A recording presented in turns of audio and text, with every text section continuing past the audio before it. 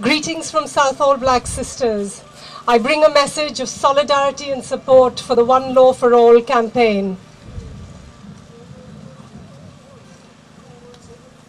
Without this basic principle, no self-respecting democracy can call itself a democracy. One law for all gives credibility to the notion of equality, which is such an empty shell in any case in a capitalist state. We commend the organizers for having brought together people from different political traditions in this very important campaign. The rise of religious fundamentalism is one of the biggest threats that women and children face to their freedoms and human rights. Part of its armory is the venom that it has directed at secularism, a venom that we must redirect and turn back against religious extremism. You would have thought from this government's rhetoric on the war on terror that it would support our fight against religious fundamentalism and protect what little public secular spaces we have left.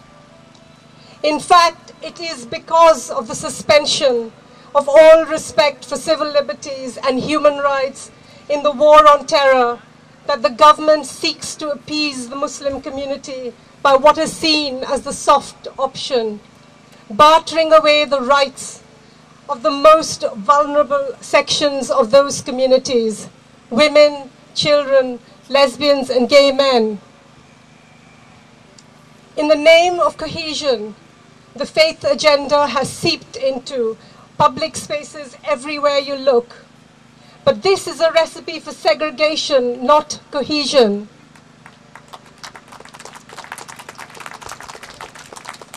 There has been a huge expansion of faith schools since Labour came into power, even though a majority of the British public is opposed to it.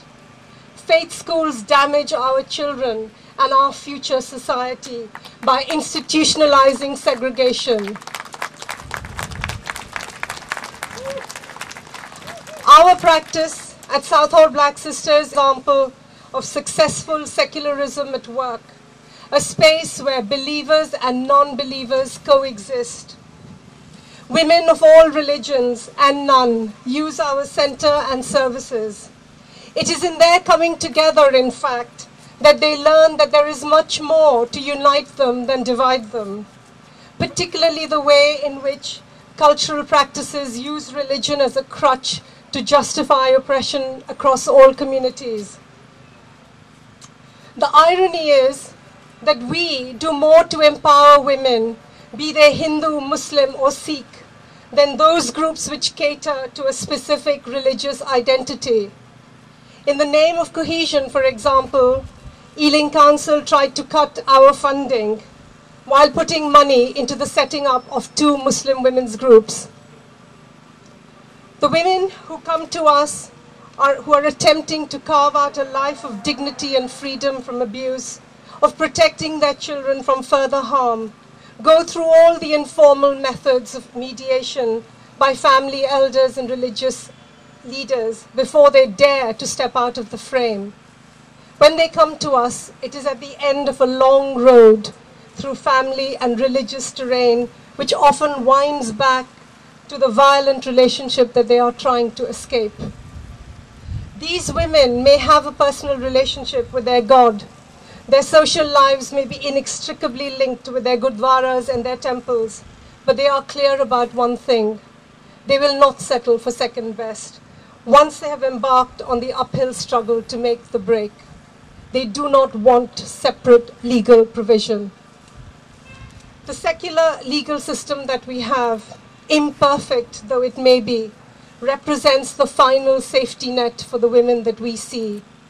We cannot and must not vacate that terrain to Sharia courts, or for that matter, the Beth Din Jewish courts, which are unaccountable, patriarchal, and discriminatory. Accommodating alternative systems of justice is not about choice or tolerance in a pluralistic society, as the Archbishop of Canterbury has falsely argued. It is not about Muslim women's autonomy. These demands emerge from fundamentalist politics, however they are dressed up.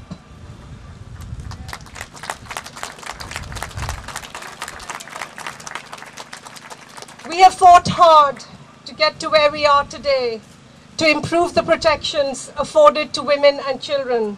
We must not give ground on this. Parallel patriarchal systems of law will enshrine our second-class status. This is a form of neo-colonialism. We must fight back. Let us remember the rallying cry of women against fundamentalism. Fear is their weapon. Courage is ours. Thank you.